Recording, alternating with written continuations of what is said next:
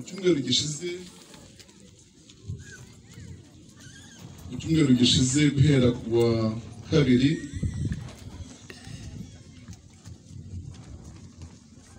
nari mu murenge wa Musheri karere ka Nyagatare amaze iminsi 3 kandi bampaye intashyo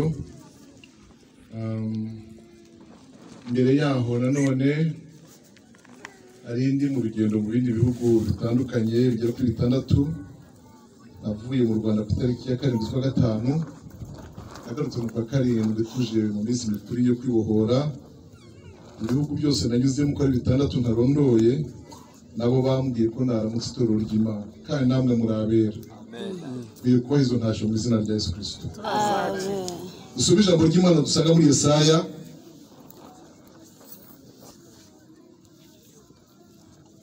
igice cyaho cya 5 murongo wa 11 Yesaya 5 murongo wa 11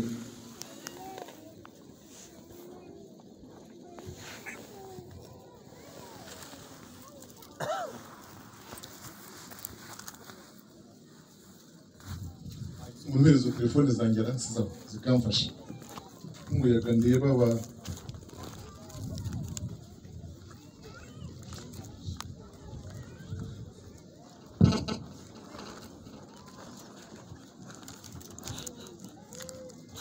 Dusome ijambo riri muri Yesaya igice cya 5 umurongo wa 11 avuga ngo bazabona ishyano abazinduka no kuvumba ibisindisha bakaba ari cyo biririrwa bakabirara inkera kugeza aho bibahindura nk'abasazi mu birori byabo bagira inangana n'eberu n'ishako n'imyirongi na vino maze ntibite ku murimo w'Uwiteka ntibatekereze ibyo yakoze Imana dufashe cyane amen amen uyu ni umuhanuzi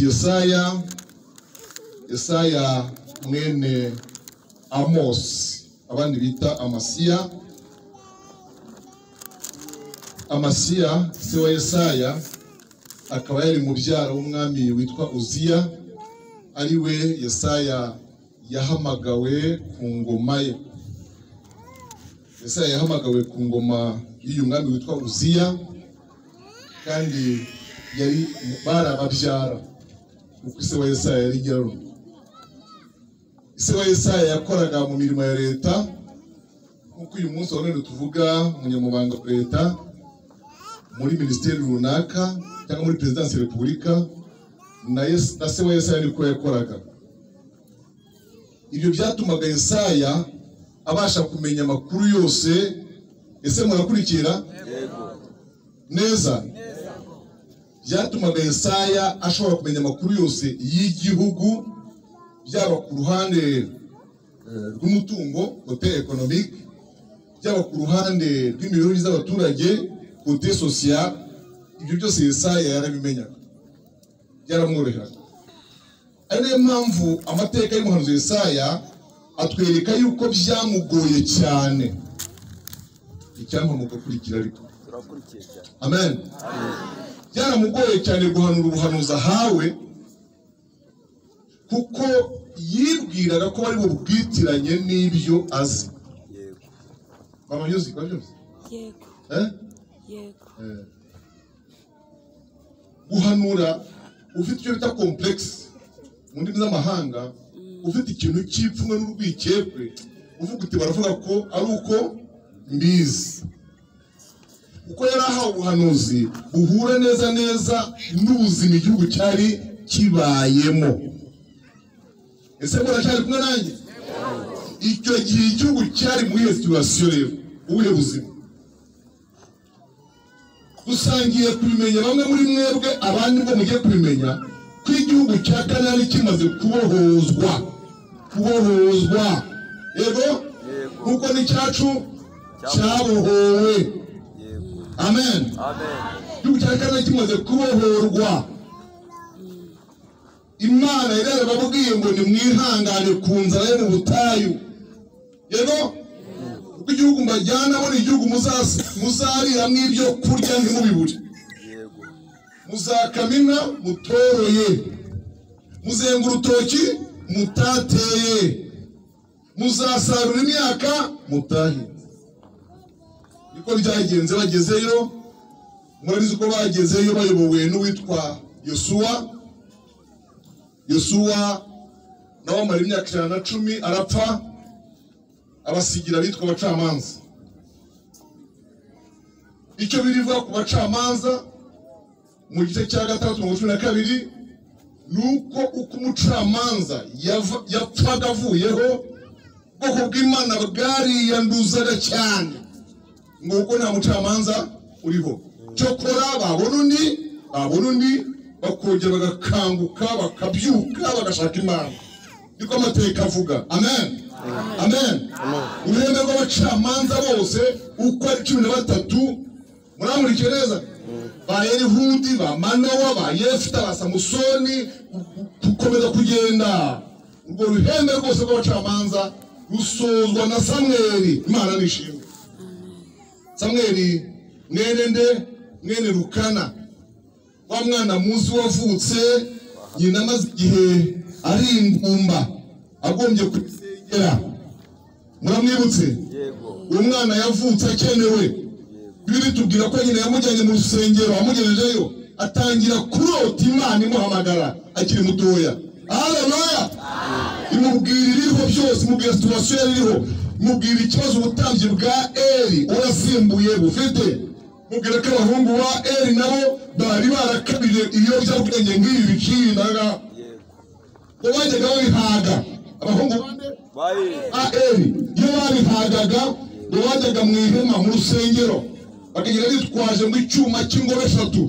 Icyuma cy'iki? Ingobe 3. Ubwo bumva ari iki? Ni ikintu cy'igikanya cy'igifoke. Ajya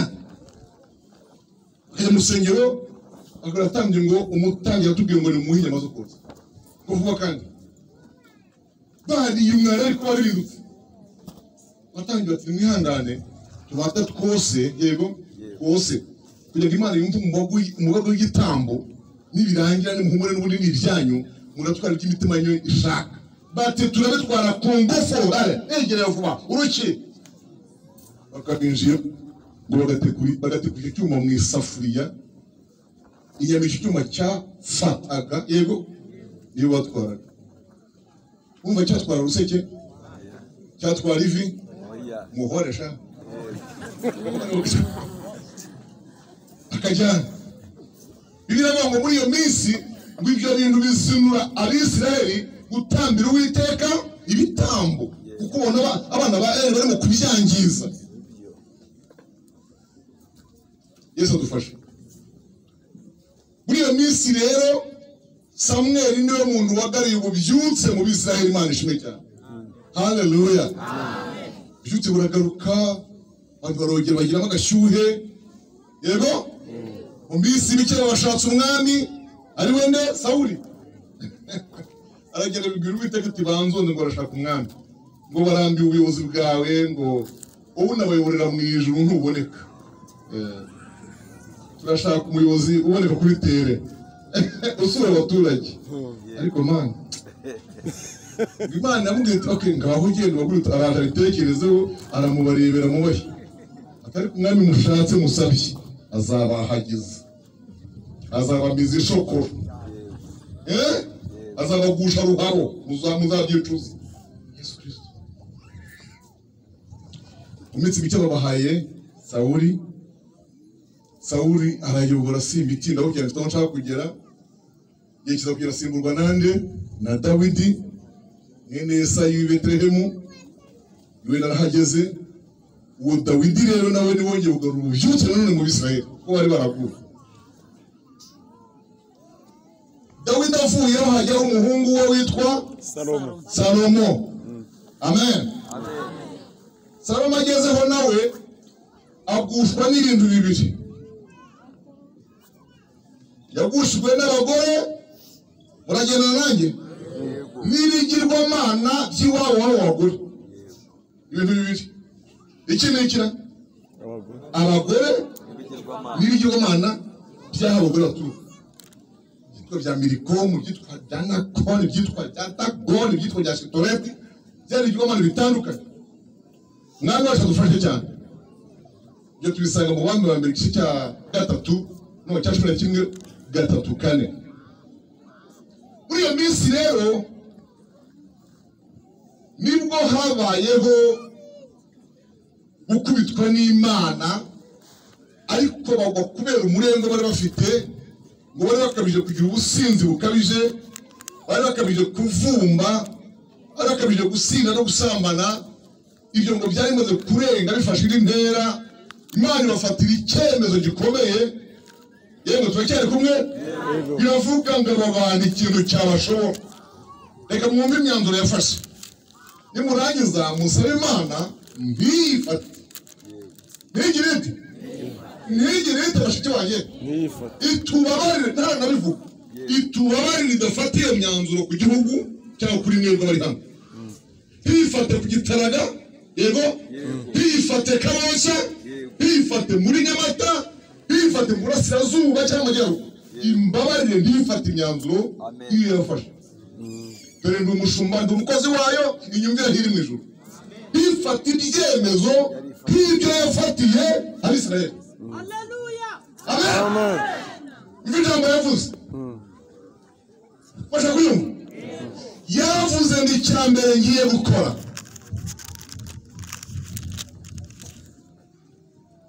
Ngiye kubateza indwara y'urutoki.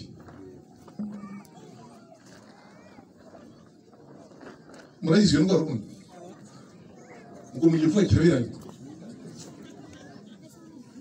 Kirabiranye. Simbizi wenda niyo igarutse hari mukayitira n'izina, ariko niyo bitaga gikongoro. Yanditse muri Bibiliya. Yanditse muri Bibiliya, iri kumwe na za kagungu mu migozi, iri kumwe n'ibinyugunyugu, iri kumwe na scorpio, iri kumwe n'ibintu byinshi. Icya kabiri nkora, nabirukana hano muri Kanani, bajyanaho iki? Kw'iminyago, mbajyane mu gihugu kitari icyabo, yego, mbakure hafi y'imivure n'inzina n'inzengero.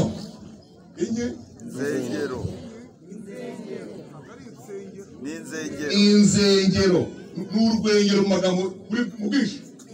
Ndabajyana kure y'urwengero, mbakure kure y'urwina, mbashyira kure y'imivure, aho batazongera kumva urukarango rw'imbetezi, ntibongera kumva impumuro y'igitoki gihiye kayinja n'intuntu, ntibongera kumva impumuro y'umutobe. Umva, ndabashyira kure yayo. Umwanzuro wa 3, kandi si ibintu by'icyumweru kimwe, si ibintu by'ukwezi, ndabamaze imyaka 70. Yesu Kristo. Ayiwe.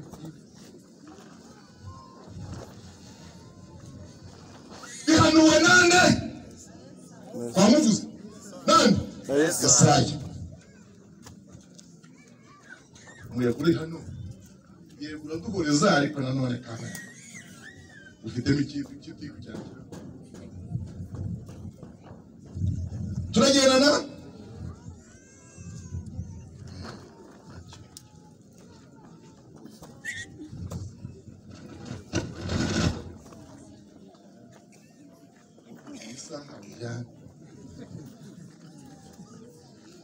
Yesaya amaze kubihanura, so twatugeze ubwoko bw'Imana bw'Abisirayeli barabyumvise, bibabwiye mu matwi.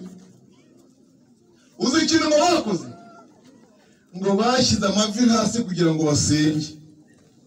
Murabyumva? Ariko bafashe umwanzuro wo gusenga batihanye. Ako mukumve. Bafashe umwanzuro w'iki?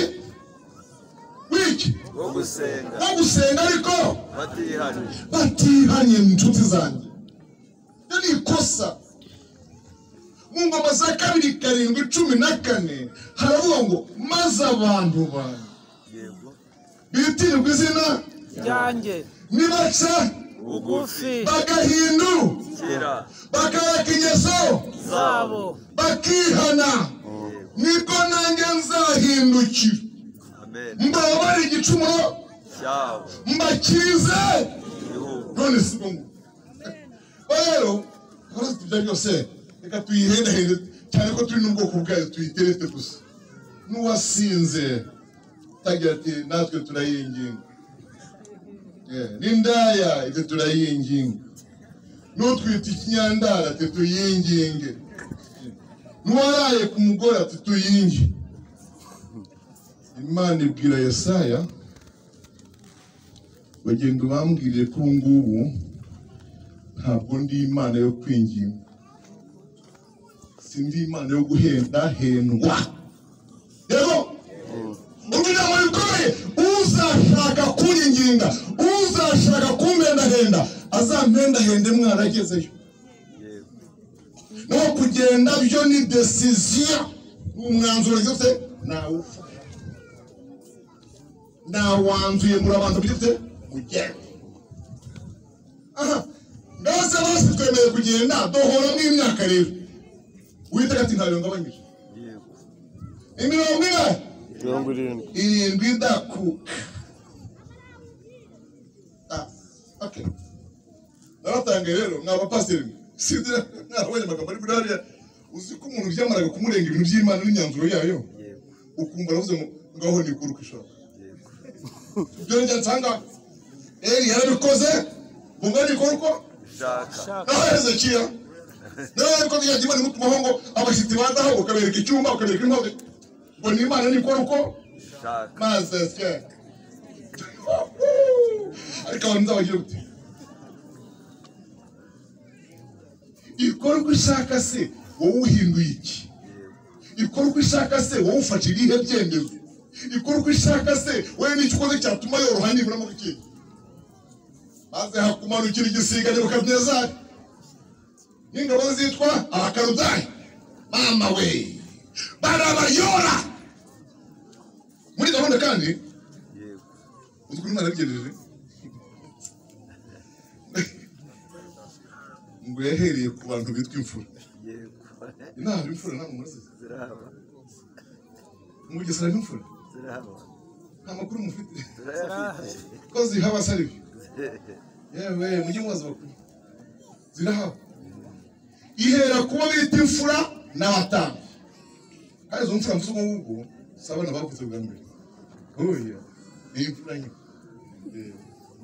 n'abantu bagira urugwagwa rwenze neza bakarumesha agacuma gatoya n'agahaga gafite mu nda hatoya agahaga kakanyarira iryinyo guhera mu gitondo gasusuruko kose amanywa yose tugatangira kwisetsa ubusa kumwenyura gusa kurya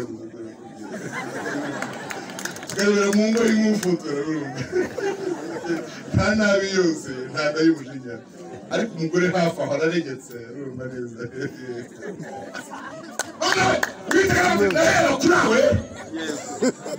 ndahera kuri abo ngabo umuriro ni iki nyine yatunga ndahera kuri abo ngabo bafite urwiza ruryoshye ndahera kuri abo ariko sinajya gute bahindure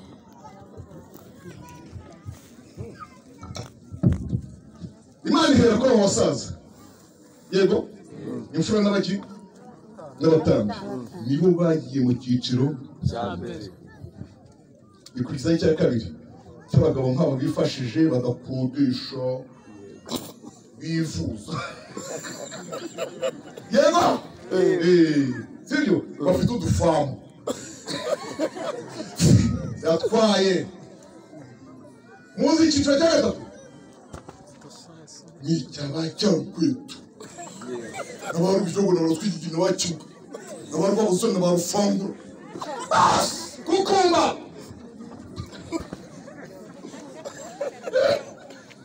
nubwo nigisha biriya ngo bagezeyo nimureba abasaza uko bangana kunguka murabona witoye waza twakira nimumurebe bamenyereye utuzi nk'utwo duhiye utuzi nk'utwo duhiye mufite ba so wanyu mufite ba sokuru mufite ba sobukwe nimubibuke nsanga muri kumwicaza icyumweru nta tuzi duhiye arabona niyo mwita mu karumwanga nayo ibaburo ntayari iriyo hasukaye nta murimo w'ibisheki habe na yindi y'abadiyabete bazi basaza barayura imibikiraza bameneka amaso umunwa buruma uzusanga umusaza arimo arya iminwa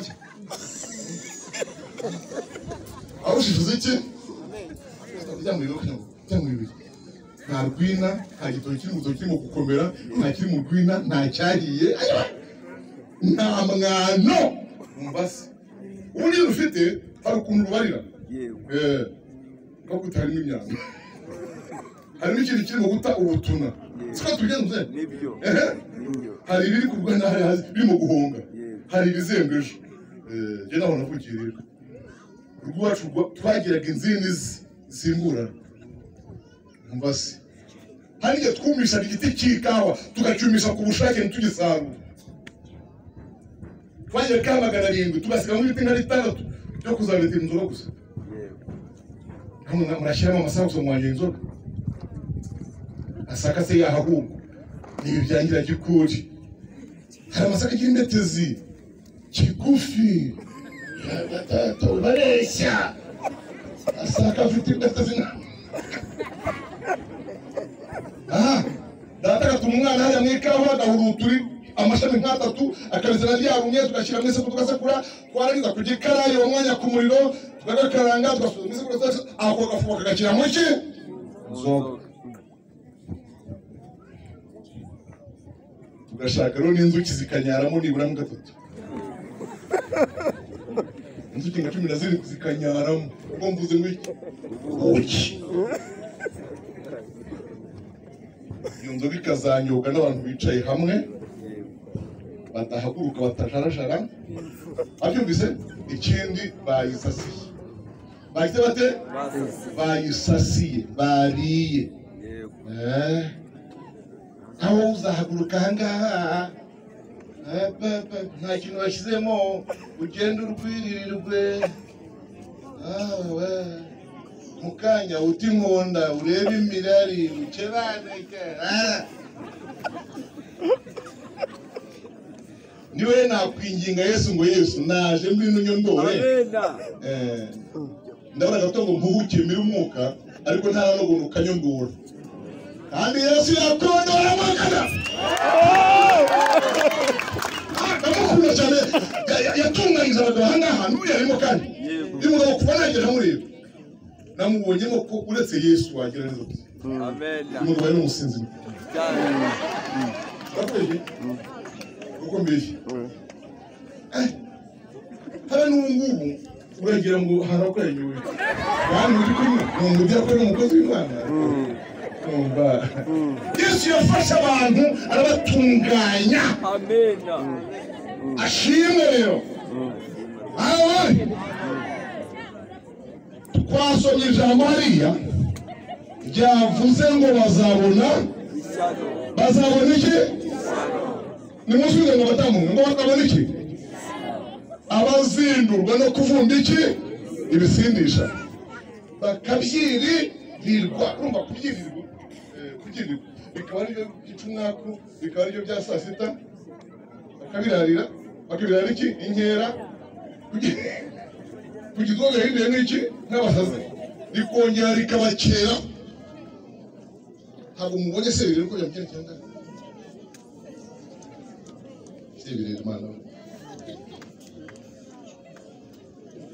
dusome ijambo ry'Imana mu Migani igice cya 20 umurongo wa mbere dusome Imigani ibice 20 umurongo wa mbere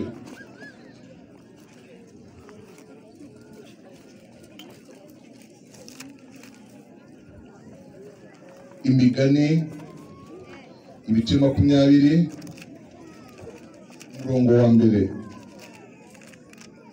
uwo murongo uravuga ngo vino n'umukobanyi inzoga zirakubaganisha kandi ushukwa nabyo ntagira ubwenge vino n'iki n'umukobanyi inzoga zirakubaganisha kandi ushukwa nabyo niyo mpamvu mujya mwumva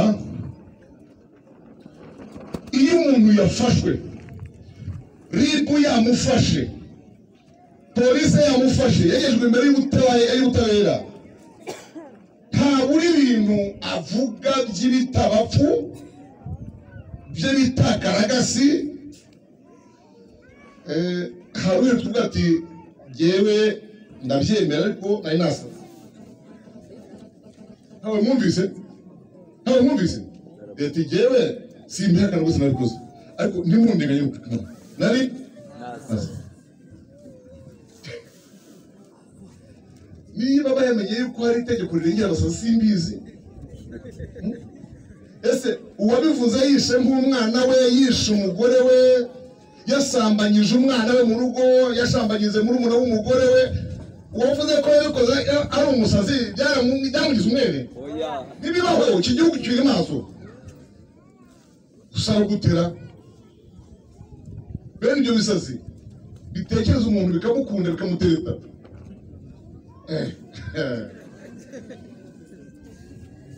Ushukwa nabyo ntagira ubwenge. Itangiriro ndavuga bimwe kuko rero tuzakomeza n'ubwo wenda tutaza turi hano ariko n'ejo nzagaruka. Itangiriro mu gice cya 34 tuhasanga inkuru y'umukobwa wa Yakobo witwa Dina ngo yamubyaranye na Leya. Ni nawe mukobwa wenyine yagiraga icyo kimbabaza cyuriya mwana w'umukobwa. Niko gakobwa konyine yagiraga mu kubyara. Ucyumweru nashingiye agakobwa kanjye ka kane mu mbyaro zanjye. Niko gakobwa ka mbere nari nshingiye. Ubu mfite abahungu dore nguriya. Haguruka konfiya. Uriya niwe mfura yanjye. Uriya niwe mfura yanjye. Namushingiye muri 2018 afite umugore n'abana babiri. Na murumuna afite umugore n'umwana. Hanyuma murumuna wabo bakurikira ari mu rugo n'umusore. Uwo mukobwa nashingiye niyo mukobwa nari nshingiye. Rero gushingira agakobwa we yo. Yego birahenda ariko ni byiza cyane. Gusa birahenda nyine. Abakobwa barahenda no kubarera birahenze no kubigisha birahenze. Ubuzima bwabo bwose burahenze abakobwa. Dore uko bandeba. Ngo basha. Rero murahenze cyane. Kumva rero umuntu yakonona shaho imundere mabwira. Kumva igikoko impyisi mahuma yakugwira. Igakonona nta habe n'ihene nta n'isuka yo gufata iremba zayo. Ubwo muzongera. Dina umurongo wa mbere w'icyo gice uravuga ngo arasohoka. Agira ate? Arasohoka ajya kugenderera abakobwa bo muri icyo gihugu. Niko havuga. Muramukiye? Icyo ni cya gihe Yakobo arimo agaruka ava za Padanaramu, yego, hamwe yari yaragiye kwa nyirarume. Ubwo yarimo agaruka ataha ariko ataragera muri Kanani neza iwabo. Akiri mu nzira rero ngo ajya ahantu hitwa Isukota acumbikayo, avagera ku Sekemu. Aho niho umwana w'umukobwa we bamwononeye. Ngo arasohoka yanga abakobwa agira abakobwa ngo agira dema. Arasohoka mukagira imana. Arasohoka nako gusuhuka. Arasohoka. Ubwo gusohoka biri ukubiri, hari gusohoka mu nzu, hari no gusohoka utembera iyo mwita soroti. Ngo wansohokanye. Sabajya babasohokana. Ariko ikintu kimba umuntu wagusohokanye ajya no gutahana. Hari umwana w'umugiza ubihakanye. Ikintu cyane kimbabaza uwagusohokanye ntabwo gucyura. Uheruka gusaba gusohokana. Tukora mu gutaha ukirwariza. Nta naguherekeza ngo agire ubusobanuro bumwe atanga iwanyu. Ugereyo ubwawe ukisobanura cyangwa ugaceceka mu kimwe. Yego?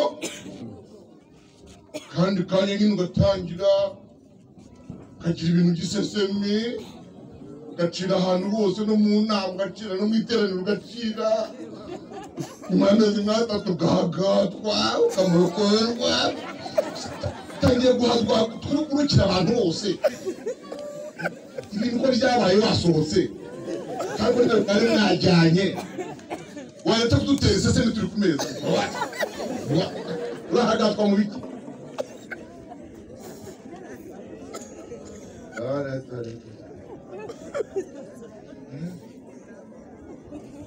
uzi ko ubu ngubu duteranye gutya dufasha abakobwa muri hamwe tukabapimisha nimuhumure ntabwo tubikora ntangaho mwigenda naho mwigenda ni muceceke none mwicecekere nimuhumure ntabwo tubikora tukabapimisha amana tukareba ya gahunda na bya bintu ko bikiri bizima dore igikarito dore igigaragaje